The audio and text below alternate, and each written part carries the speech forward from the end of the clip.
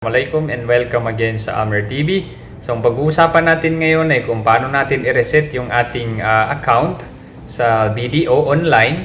So, for example, nakalimutan natin yung ating password. So, kinakailangan natin ngayon mag-reset ng ating password para mapasukan natin yung ating account. So, ganito lang kadali guys. So, panoorin nyo to, baka makatulong ito sa inyo. So, let's start.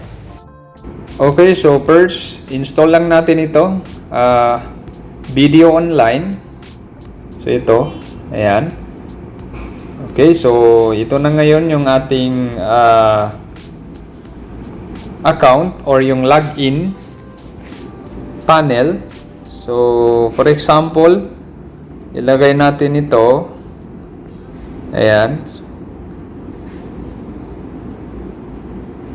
Okay, so incorrect username or password. So dito tayo ngayon sa need help. So ngayon, natatandaan natin yung ating username. So ang problema is yung ating password. So dito tayo sa I would like to reset my password. Okay. Then next, ilagay natin yung ating username.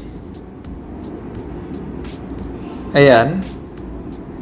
Then, dito sa last part, ilalagay natin yung ating card number, yung 4 digits na card number. So makikita yan guys doon sa ating physical card or yung doon sa ating ATM card. So makikita yan doon. So i-check lang natin. So kunin natin yung 4 digits, yung pinaka-last na 4 digits ng ating card number or di kaya account number. Okay, so ilagay lang natin dito.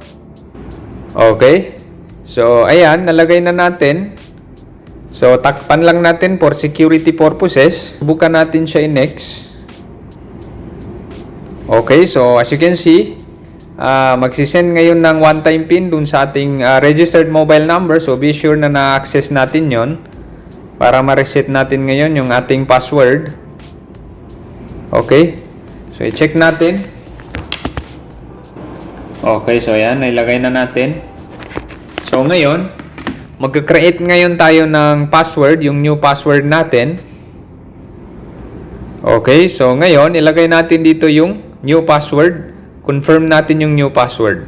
So, kung ano yung nalagay natin dito, yun din yung ilalagay natin sa baba. Okay, so ayan, nalagay na natin. So, submit lang natin ngayon. Okay, so new password set.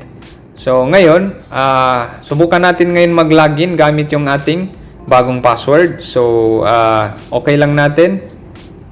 So, ayan. So, ilalagay natin dito.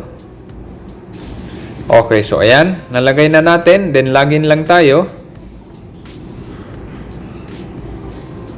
Okay. So, ilagay natin ulit yung one-time PIN bago natin mapasukan yung ating account. Okay, so ayan.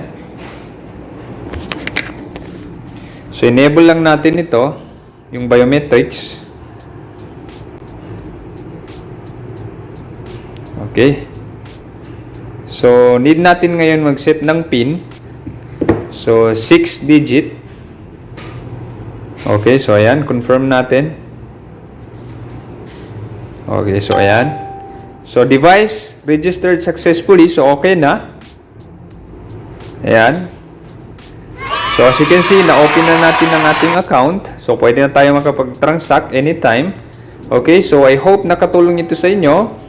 Thanks for watching and don't forget to subscribe to Amer TV for the latest videos na aking i-upload. Sukran and wassalam.